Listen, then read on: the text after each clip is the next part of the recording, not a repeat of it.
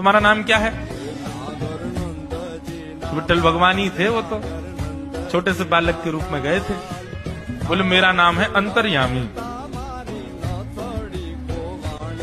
त्रिलोचन जी बोले नाम सुनकर के तो ऐसा लगता है जैसे सच में अंतर्यामी है क्या।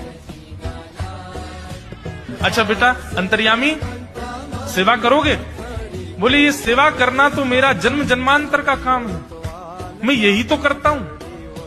संतों की सेवा करना, वैष्णवों की सेवा करना, भक्तों की रक्षा करना, ये मेरा जन्म सिद्ध अधिकार है, मैं इसी के लिए ही आता हूं। त्रिलोचन जी और उनकी पत्नी एक दूसरे का मुख देख करके बोले नेक सा बालक है लेकिन बोलता कैसे है? ठाकुर जी तो सत्य बोल रहे थे। बोले अच्छा सुबह एक सब्जी बनानी पड़ेगी, दाल बनानी पड़ेगी, और हमारे यहाँ लगभग 100-150 संत आते हैं, उनके हिसाब की रोटी बनानी पड़ेगी।